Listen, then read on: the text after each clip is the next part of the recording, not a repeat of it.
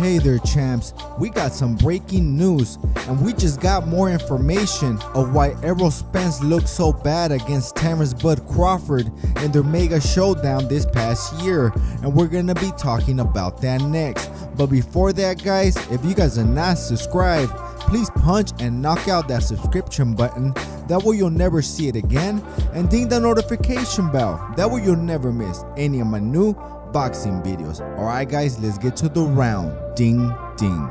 Alright champs, let's get started.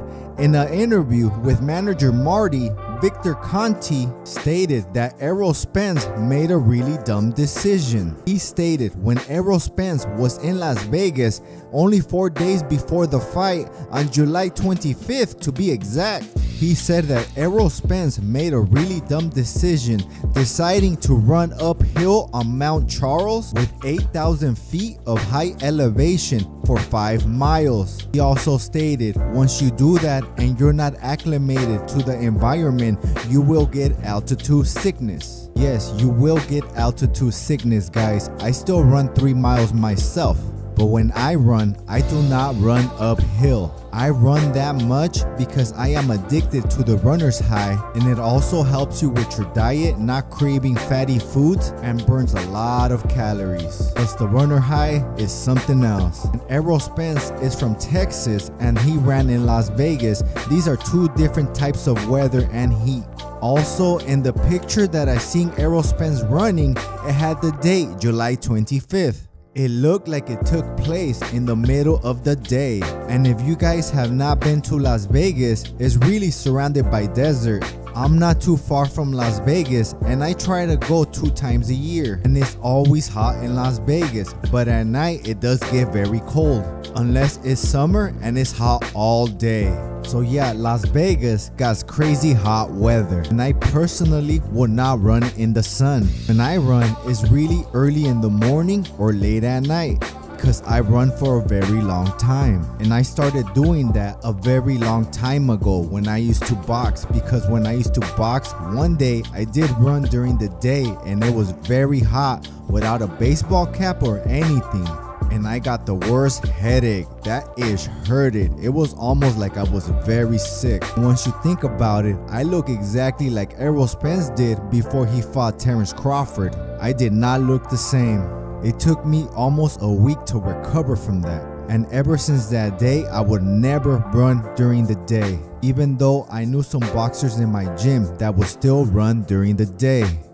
But that did not affect them at all. So I said, let me try it too. But that was only a few of them. Most of the other boxers just ran in the morning or at night.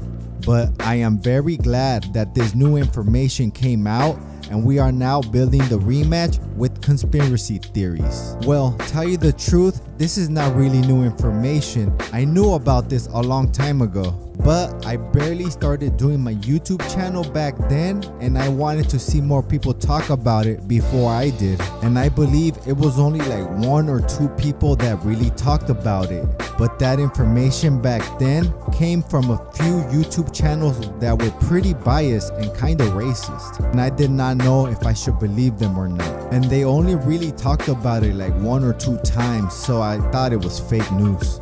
And we all know the other reasons that ERROL Spence looked so bad was because the boxer Quinton Randall broke ERROL Spence's ribs at training camp. I do remember an interview with Quinton Randall stating, ERROL Spence breaks orbital bones and eye sockets. I cannot let that happen to me. When we sparred in training camp, I went hard. We were working hard. And I didn't want to say anything, but once you know, you know. Also, in my past videos, I had also stated that ERROL Spence did not look weight drained. I also said that there was something else wrong with him. I knew that because I am a fit person myself, and weight drain looks like Devin Haney trying to make 135, but he can't. Devin Haney at 135 looks like La Parka from WWE. Also, in my past videos, I had stated that if ERROL Spence smoked weed, because I used to smoke weed, and a pothead knows a pothead. And the way ERROL Spence talks and the way his eyes looked, you can look like that and put clear eyes on and you'll be okay. I believe a few days before the fight happened, I seen Mike Tyson give ERROL Spence a weed bag containing all kinds of high-end weed products. So I believe I was the first to say I believe he was stoned before the fight, but I never thought he was weight drained. That did not make sense to me. But the marijuana part did make sense to me, only because of my past boxing experiences. When I used to box, there was a group of boxers that used to smoke weed before they sparred. So I did try it once. I tried it against a guy named Ricky that I used to spar with all the time, because the pothead boxers told me it will change your perceptive and it will make you a different boxer. But I did not tell Ricky that I was gonna blaze it before I sparred him. And when I sparred him, I did change my style. My style was kind of like a Miguel Cotto mixed with a Jake LaMotta. I was a come forward fighter. I lacked defense, but I hit a lot. But I got hit a lot as well. So my offense was my defense. But when I got high, I fought more on my back foot and I tried to become a counterpuncher. I just seen the fight completely different, and I try to do it with somebody that I used to spar with all the time, so I can know if it really worked or not. I wasn't gonna try that on a new sparring partner. And yes, Ricky even told me, man, you try to move out of the punches this time. How did you change your style in 1 week? I just laughed and said, I don't know. But that's the reason I thought ERROL Spence smoked before the fight. And there wasn't just potheads, there was also people that used to drink liquor before they sparred. I also knew other boxers that were professionals that used to do harder drugs than that. And I know that for a fact because I knew exactly where they got it from. And I am not talking about steroids. But this is a lot of stuff that ERROL Spence had against him.